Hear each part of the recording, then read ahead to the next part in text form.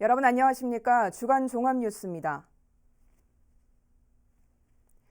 지방정권 교체와 함께 8년 만에 가동된 세종시장직 인수위원회가 43일간의 일정을 끝마쳤습니다. 인수위는 자체적으로 꼽은 59개 공약을 최종 확정해 세종시에 전달했습니다. 김우순 기자의 보도입니다. 세종시장직 인수위원회 활동 종료를 알리는 해단식. 인수위는 민선 4기 세종시의 청사진을 담은 공약집을 전달했고, 최민호 시장은 인수위원들에게 감사패를 수여하며 그동안의 노고를 치하했습니다. 마음속으로는 해단이 아니고 결단의 시기다. 저는 4대 시정을 끝마칠 때까지 여러분들에 대한 감사함을 잊지 않겠습니다. 해단식에 앞서 열린 마지막 인수위 브리핑에선 서만철 인수위원장이 그동안의 활동 결과와 공약 과제를 발표하면서 민선 4기 세종시정의 성공을 기원했습니다.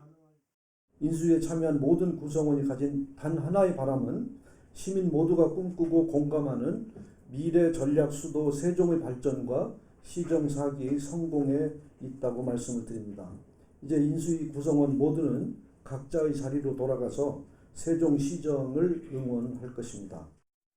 인수위는 지난 43일간의 활동을 통해 세종시정 4기 비전과 목표를 달성하기 위한 구체적인 정책 방향으로 8대 분야 59개 공약을 꼽아 세종시에 제시했습니다. 대표적으로는 실거주자 중심의 부동산 정책으로 지역 우선 공급 확대를 토대로 한 청약제도 개선과 세종시 부동산 규제 해제 추진 등을 꼽았습니다. 또 교통정책으로 KTX 세종역과 천마을 IC 설치, 시내버스 무료화 등을 제안했습니다.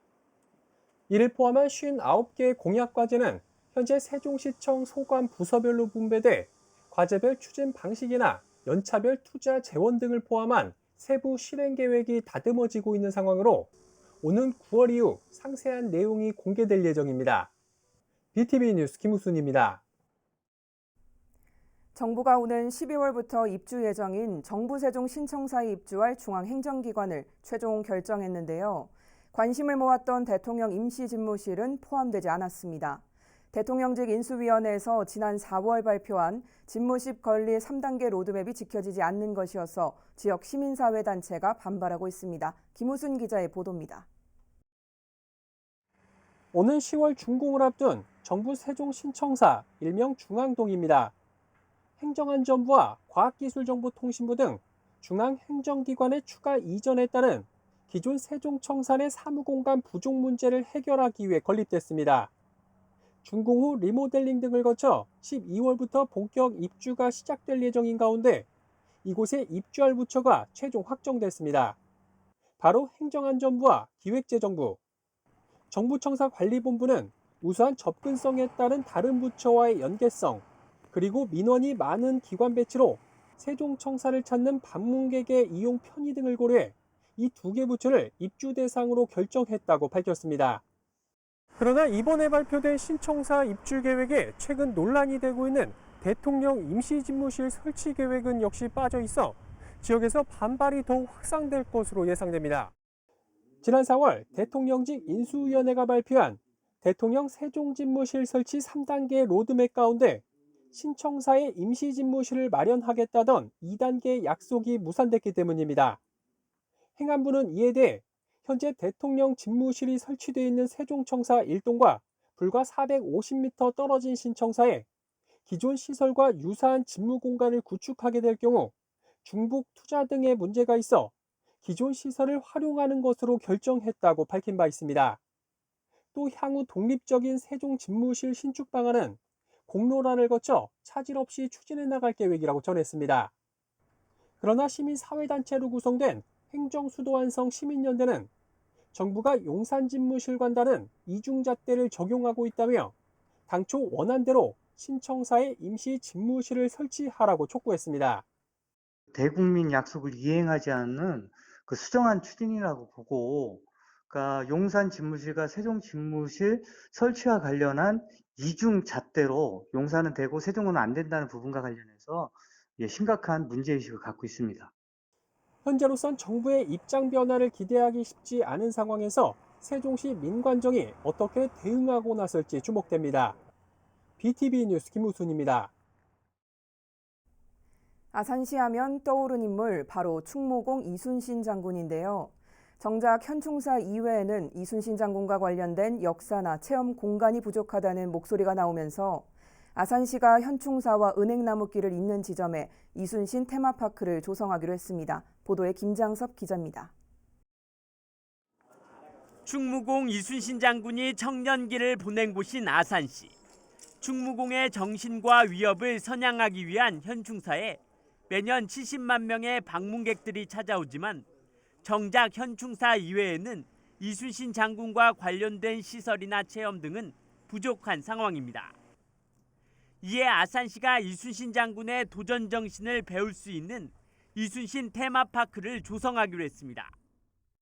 오랫동안 성장기를 보내신 곳인데 이렇다 할 만한 게 없습니다. 그래서 이런 청소년들이 여기서 이순신 장군이 지금 평생에 도전하고 했던 것들, 그 다음에 장군께서 임진왜란 때 활약했던 것들, 이거를 어쨌든 여러 가지 체험할 수 있는 것들을 한번 해보자, 이런 차원에서 하는 거고요. 현충사와 은행나무길을 잇는 연계 지점에 위치할 예정인 테마파크에는 이순신 장군의 도전정신 콘텐츠를 담은 놀이 체험 시설이 들어서게 됩니다. 투입되는 사업비는 약 185억 원으로 아산시는 올해 기본 계획을 수립한 뒤 내년부터 토지 보상에 들어가 2024년 착공해 오는 2026년 개장을 목표로 하고 있습니다. 이순신 장군 거북선, 명량해전 등을 소재로 한 어드벤처 놀이기구, 체험 편의시설, AR, VR 등 다양한 액티비티를 즐길 수 있는 어린이 놀이 공간으로 조성하고자 합니다. 이순신 장군의 역사 체험 공간이 아산의 또 하나의 명소가 될 수 있을지 기대를 모으고 있습니다. BTV 뉴스 김장섭입니다. 시민들의 산책로로 인기를 끌고 있는 천안천이 천안역 일대 도시재생 사업으로 더 안전하고 편리해졌습니다.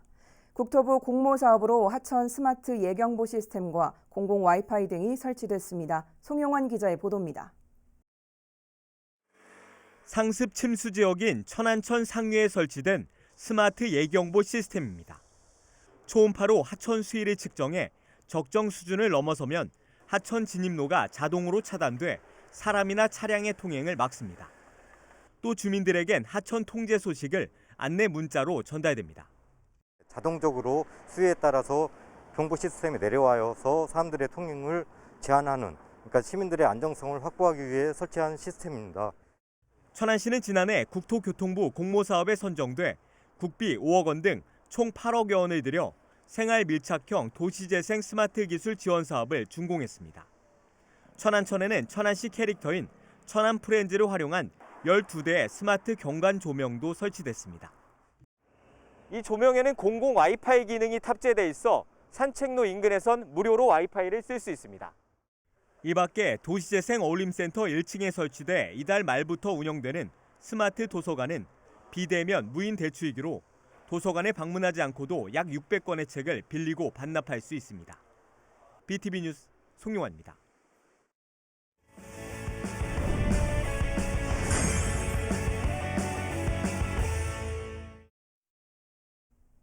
인터뷰인 시간입니다. 오늘은 제9대 천안시의회 정도희 전반기 의장을 만나봅니다. 정도희 의장은 여야 사이에는 균형 있는 의회, 행정부와는 협치할 부분은 협치하고 확인할 부분을 확인하는 수준 높은 의회를 만들겠다고 밝혔습니다. 김선욱 기자가 만났습니다. 정도희 의장님 안녕하십니까? 네, 안녕하세요. 네. 정도희 의장님께서 이번 9대 의회 전반기 의장에 선출이 되셨어요. 우선 축하드리고요. 소감 한 말씀 해주시죠. 네, 제 9대 전반기 의장으로 선출해 주신 동료 의원 여러분께 깊은 감사를 드리며 아울러 앞으로 의장으로서의 역할을 생각하면 무한한 책임감을 느낍니다. 네, 저는 사실 약간 걱정이 되지만 또 기대가 되는 부분이 의회를 보면 굉장히 균형감 있게 정당별로 선출이 되셨어요. 어떻게 좀 의회를 운영할 계획이신가요? 네, 결과적으로 보면 국민의힘이 14석, 더불어민주당이 13석으로 국민의힘이 다수당을 차지했는데요. 네. 지방자치법에 따라 의장은 상임위원회 의원이 될 수 없습니다. 네. 그래서 상임위원 수로 본다면 13대 13으로 동률을 이루게 됩니다. 6명의 의원으로 구성된 상임위원회가 2곳, 7명의 의원으로 구성된 상임위원회가 2곳으로 예. 운영하게 됩니다. 6명의 의원으로 구성되는 상임위원회는 3대 3으로 여야 동수이고 7명의 의원으로 구성되는 상임위원회의 경우에는 4대 3으로 한 상임위는 여당이, 예. 다른 상임위는 야당이 한 석이 이렇게 많게 됩니다. 예. 그래서 여와 야를 떠나서 천안시 의회는 천안 시민의 대의기관으로서의 제 역할을 충실히 하는 것이 중요하다고 생각합니다. 네. 대결의 장이 아닌 토론과 소통의 장이 되어야 한다는 말씀을 드리며 그렇게 앞으로 의회 운영을 해나가도록 하겠습니다. 네. 초선 의원님도 계시고 다선 의원님도 계시잖아요. 그런 분들의 전체적인 균형감이 있는 어떤 뭐 질적인 향상이랄지 이런 것들이 굉장히 중요하다고 보는데 앞으로 이런 부분은 어떻게 개선해 나갈 계획이신가요? 네, 2022년 올해 1월 13일자로 시행되는 지방자치법 전부 개정안에는 내년까지 의원 정수의 2분의 1 범위 내에서 정책 지원 전문 인력을 둘 수 있도록 그렇게 하고 있습니다. 네. 앞으로 의회의 정책 역량 강화를 위해 의원의 의정 활동을 이렇게 지원하게 됩니다. 우리 의회도 지난 6월에 6명의 정책 지원관을 채용을 했고 또 이분들에게 거는 기대가 매우 큽니다. 아울러 이번 9대 의회에 입성하신 의원님들을 보면 각자의 분야에서 전문성 갖추신 훌륭하신 의원님들이라 더욱 활발하고 수준 높은 의정 활동을 펼치시리라 이렇게 기대를 해봅니다. 네. 또 하나는 이렇게 이제 그 행정부의 수장이 바뀌고 아니면 의회의 어떤 의장님이라든지 이런 균형이 바뀌게 되면 자칫하면 행정부와 이렇게 대립할 수 있는 분야도 생길 수가 있거든요.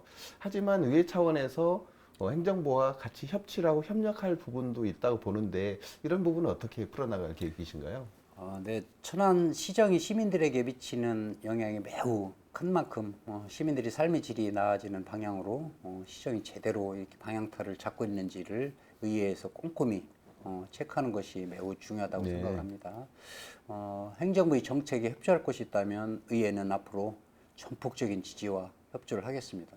또 서두에도 잠깐 언급을 했듯이 저는 12년간 의정활동을 해왔고 앞으로 4년 동안도 진정한 의회주의자로서의 역할을 충실하게 해나갈 생각입니다. 네. 이 의원님들은 결국은 지역구에서 세세하게 어떤 선출되신 분들이잖아요. 그러다 보면 아무래도 시민들과의 소통이 굉장히 중요하다고 보거든요. 소통은 어떻게 해나가실 계획이신가요? 네, 시의원님들은 늘 천안 시민들 향한 초심을 강조합니다. 그 초심을 망각하는 순간 시의원으로서의 존재 가치는 상실된다고 생각합니다. 그 마음가짐은 앞으로도 지속적으로 유지되어야 합니다. 시의원과 시민과의 관계는 상호 유기적인 관계에 있다고 이렇게 하겠습니다. 일방적이어서는 절대로 안 됩니다. 지역구 의원들은 주민들과 동고동락을 함께하는 분들로 지역의 민원과 관심사를 늘 살펴보고 있습니다. 예. 의회의 문은 시민들에게 활짝 열려 있습니다. 예.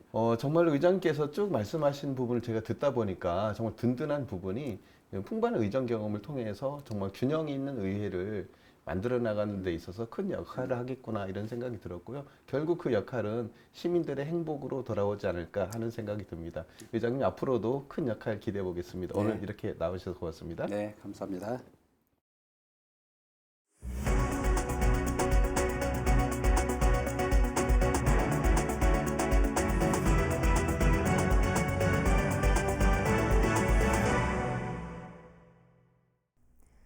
아산 용화동에 건립 예정인 충남권역 재활병원 사업이 지방재정 투자 심사를 앞두고 있습니다. 결과는 오는 10월 중에 나올 예정으로 승인이 된다면 오는 2025년 상반기에 건립이 완료될 전망입니다. 보도에 김장섭 기자입니다. 지난 2017년 복지부 공모에 선정되면서 전문적 재활의료 서비스를 제공하기 위해 아산 용화동 일원에 추진되고 있는 충남권역 재활병원. 당초 270억 원을 들여 150병상 규모의 2020년 3월 개원을 목표로 추진됐지만 2배 가까이 늘어난 사업비 문제를 비롯해 도와 아산시 간의 비용 분담 비율을 놓고 이견이 발생하면서 건립이 지연돼 왔습니다. 이런 가운데 지난해 충남도가 재활병원 총 사업비를 495억 원으로 결정하고 국비 135억 원을 제외한 나머지 비용 분담 비율을 충남도가 70%, 아산시가 30%로 협의를 완료하면서 재활병원 건립에 다시 속도가 붙게 됐습니다. 관건은 이제 사업비 증가에 따른 지방재정투자심사 통과 여부입니다. 충남도는 다음 달 25일까지 접수가 진행되는 행안부의 제4차 지방재정투자심사회의에 심사를 요청할 예정으로 사업의 필요성과 타당성, 지방재정의 건전성 등을 고려한 결과는 오는 10월 25일까지 나올 예정입니다. 이번 지방재정투자심사를 통과할 경우 충남권역 재활병원은 오는 2025년 상반기쯤 개원될 예정입니다. 도는 심사에서 승인될 경우 사업 지연에 따라 반납된 국비를 다시 요청하는 등 재활병원 건립을 위한 절차를 수행할 예정입니다. 반면 승인을 받지 못할 경우 사업은 무산될 가능성이 큰 만큼 이번 지방재정투자심사 결과에 따라 충남권역 재활병원 건립 사업의 성패가 좌우될 전망입니다. BTV 뉴스 김장섭입니다. 충남에서만 매년 1,000명이 넘는 학생들이 학업을 중단하고 있습니다. 학교를 그만둔 청소년들은 학생들과는 달리 각종 정책에서 소외되고 있는데요. 학교 밖 청소년에 대한 권리 침해 사례를 스스로 발굴하고 정책을 제안하는 청소년들이 있다고 합니다. 송용환 기자의 보도입니다. 코로나19가 발생하기 전 천안 지역 고등학교에서 진행한 국제교류 프로그램입니다. 일본이나 중국 학생들이 한국에 오거나 반대로 우리나라 학생들이 해당 국가를 방문하기도 했습니다. 코로나19로 중단되긴 했지만 학교 밖 청소년들에게는 그림의 떡입니다. 이런 문제를 해결하기 위해 도내 학교 밖 청소년들이 모였습니다. 충남 청소년진흥원 청소년지원센터에서 운영하는 꿈드림 청소년단입니다. 모두 24명으로 구성된 꿈드림 청소년단은 복지와 인권, 홍보 및 인식 개선 등 3개 분과로 나눠 해외 학교 밖 청소년과의 소통 지원 방안을 논의했습니다. 주변 학교에 다니는 친구들이 어학연수도 되게 많이 가고 교환학생도 많이 간다고 들었어요. 근데 제 주변 학교 밖 친구들은 아직 그런 기회를 받지 못해서 해외와의 교류, 소통이 되게 중요하게 생각이 되잖아요. 그래서 학교 밖 청소년들에게도 그런 기회가 주어졌으면 좋겠다고 생각을 해서 제안하게 되었습니다. 또 이런 고민의 결과가 실제 정책에 반영될 수 있도록 정책을 발굴하고 제안하는 방법 등의 교육도 이루어졌습니다.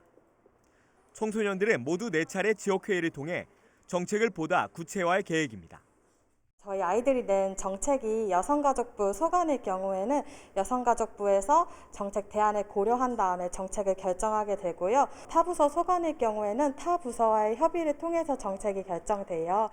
학교 밖 청소년의 시각에서 권리 침해 사례를 발굴하고 이를 정책으로 제안하는 꿈드림 청소년단. 학교 밖 청소년에 대한 인식을 스스로 바꿔나가고 있습니다. BTV 뉴스 송용환입니다. 지난달 말 세종시 한솔동에 일명 모두의 놀이터가 문을 열었는데요. 개장한 지 20일밖에 지나지 않아 놀이터의 여러 테마 중 하나인 흙놀이 공간이 비만 오면 토사가 줄줄 흘러내리고 물길이 생긴 자리에서는 어른 주먹만한 돌들이 발견돼 아이들의 안전이 걱정되는 상황이라고 합니다. 현장이 어떤 모습인지 김우순 기자가 직접 찾아가 봤습니다. 세종시 한솔동에 있는 모두의 놀이터 흙놀이 공간. 어른 키만한 높이의 언덕으로 된 공간인데 마치 지진이라도 난 듯 바닥 곳곳이 쩍쩍 갈라져 있습니다. 18일 내린 비로 여러 갈래 물길이 만들어진 겁니다. 빗물에 흘러내린 모래와 자갈은 시소 주변 코트를 덮쳤고 바로 옆 배수구까지 막을 태세입니다. 이렇게 흙이 쓸려내려 골이 파인 자리에선 어른 주먹만한 돌도 쉽게 발견됩니다. 어린이들이 노는 놀이터에 쓰이는 토사가 맞는지 의문이 들 정도입니다. 이곳 한솔동 모두의 놀이터가 정식 개장한 건 지난달 29일. 개장한 지 불과 20일 만에 이런 상황이 반복되고 있습니다. 지난 12일 기자가 처음 이곳에 찾았을 당시 지금보다 더 심하게 물길이 파인 모습이었지만 사흘 뒤 다시 취재를 위해 현장을 찾았을 땐 돌을 골라내고 흙으로 덮어 보수된 모습이었습니다. 그러나 사흘 뒤 또다시 비가 내리자 이처럼 일주일 전 모습으로 되돌아갔습니다. 아이들의 정서 발달을 위해 흙과 함께 논다는 테마는 좋지만 토사가 흘러내리지 않도록 할 방법은 없었는지 인근 주민들은 아쉬움을 토로합니다. 매번 이렇게 공사 중이고 막 흘러내리고 이러니까 차를 밑으로 장비를 해가지고 이렇게 모래를 안 흘러내리게 하면 좋을 건데. 아예 흙놀이 공간을 다른 시설로 대체할 것을 주장하는 부모들도 있습니다. 넘어져가지고 우리 애 벌써 다리가 다쳤어요. 저기 모래 놀이터는 따로 있는데 여기까지 다 이렇게 흙으로 해놨으니까 안 좋죠. 상황이 이렇다 보니 지역 온라인 커뮤니티에선 흙만 잔뜩 쌓아놨지 이곳이 무슨 놀이터냐, 전형적인 이상과 현실의 괴리라는 등 불만의 목소리가 잇따르고 있습니다. 이에 대해 세종시는 어떤 입장일까? 시 관계자는 모두의 놀이터는 설계 단계부터 어린이와 주민이 직접 참여해 만든 놀이터라며 이중 흙산 놀이공간의 경우 특성상 비가 내리면 물길이 생기는 부분은 있을 수밖에 없다고 해명했습니다. 그러면서 파인 물길과 여기에서 나오는 돌 등으로 아이들의 안전이 일부 우려되는 건 사실이라며 시공업체에 대책 마련을 요구하는 공문을 보냈다고 밝혔습니다. 한편 한솔동 모두의 놀이터 조성 사업엔 모두 9억 원의 국비가 투입됐습니다. BTV 뉴스 김우순입니다. 국내 최고의 유소년 축구 대회인 K리그 유스 챔피언십이 천안에서 열리고 있습니다. 장마와 무더위가 반복되는 궂은 날씨에도 불구하고 전국 각지에서 온 선수들이 수준 높은 경기력을 선보였습니다. 송용환 기자의 보도입니다. 18세 이하 청소년들이 잔디구장 곳곳을 누빕니다. 성인 경기 못지않은 박진감 넘치는 플레이에 관중들은 경기에서 눈을 떼지 못합니다. 한국 프로축구연맹 K리그 산하 유소년 팀의 최강을 가리는 K리그 유스 챔피언십이 천안에서 개막했습니다. 전국 22개 팀이 참여한 이번 대회는 천안축구센터와 북부스포츠센터, 청당생활체육공원 등 3곳에서 펼쳐집니다. 18세 이하는 16일부터 28일까지, 15세 이하는 다음 달 11일부터 23일까지 진행됩니다. 그동안 주로 경북 포항에서 열렸지만 이번에 처음으로 천안에서 유치했습니다. 일단 그 면 자체가 너무 반듯하게 잘 돼 있는 것 같고 시설이 좋은 것 같아요. 왔다 갔다 하면서 3일 보고 있습니다. 3일 내내 오세요? 그렇죠. 월, 수, 토요일까지 왔으니까. 천안시는 대회 기간 선수와 임원, 응원단 등 전국 각지에서 많은 인원이 천안을 찾는 만큼 지역 경제 활성화와 인지도 향상에도 도움이 될 것으로 기대하고 있습니다. 우리 천안시에서는 전국 규모의 크고 작은 축구대회를 많이 유치하여 축구의 메카 도시로서 명성을 다시 한번 만들도록 노력하겠습니다. 한편 천안은 지난 4월 입장면 일원에 대한민국 축구종합센터 착공식을 연대에 이어 내년 시즌 상위 리그인 K리그2 가입 신청을 내고 승인을 기다리고 있습니다. BTV 뉴스 송용환입니다. 이상으로 주간 종합 뉴스를 마칩니다. 시청해주신 여러분 고맙습니다.